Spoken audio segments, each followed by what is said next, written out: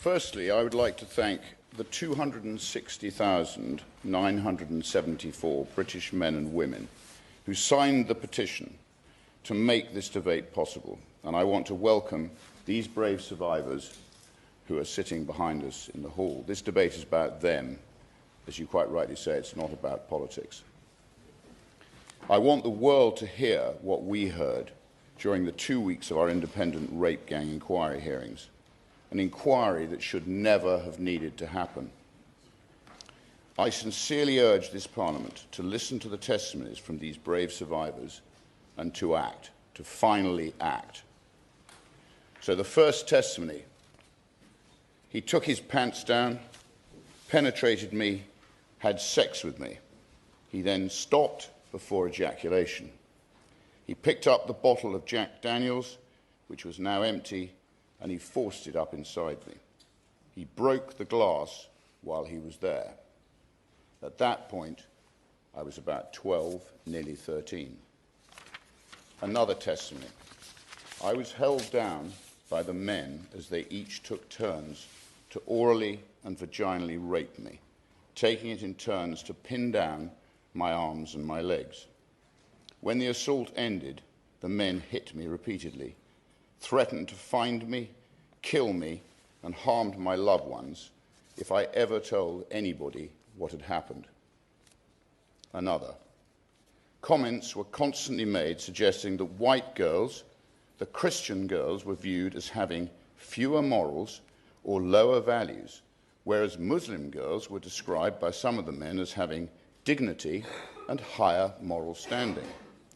These comparisons were used to justify the way I was treated and to further humiliate and control me.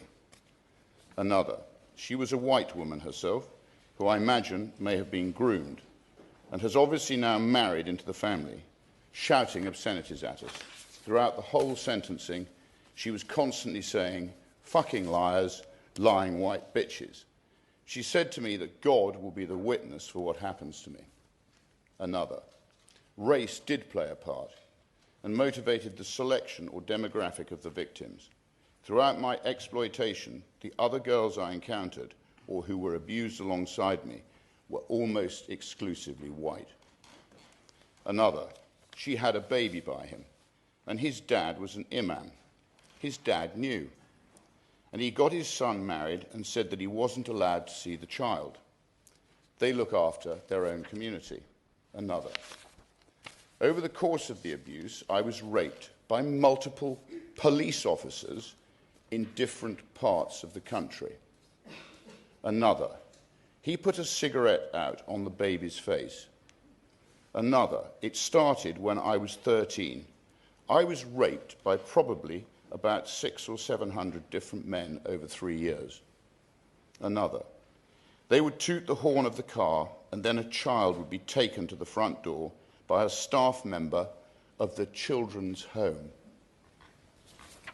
Another: I was bleeding from both my vagina and my back passage and was so swollen I could not sit down. I told hospital staff my drink had been spiked and I did not know what had happened because I was too afraid to tell the truth. They did not ask any questions. They gave me tablets and discharged me. I was 15 years old. Another: things would escalate around Eid and holidays. Parties got bigger, got worse, got more violent. More people involved, more girls involved. The parties were just bigger. Another: the main clash that I kind of had with the religion side of it was I grew up as a Christian. I would wear my cross because it was something really special to me. It was just used as a way to break me down. They said, "Where is your God now? Has your God forsaken you?" Another: it was all of the white girls in every home that I went to. I remember a man opening the back of a van and I saw 15, 20 girls locked in dog cages. Another: dogs were brought in and I couldn't move at all. I had nowhere to move. I think that was the scariest thing, was not having any concept of it. There were men around me, not horrified, not disgusted, not helping, but filming and laughing. making bets on whether the dog could actually rape me or not. And yes, I was raped by a dog. The man just held my face, stared me down straight in the eyes, and he wanted to see me break, and he did. Another, I just want it to stop and not happen to any other children, and for people to actually act, to do something and stop being so scared. I could continue for hours and hours.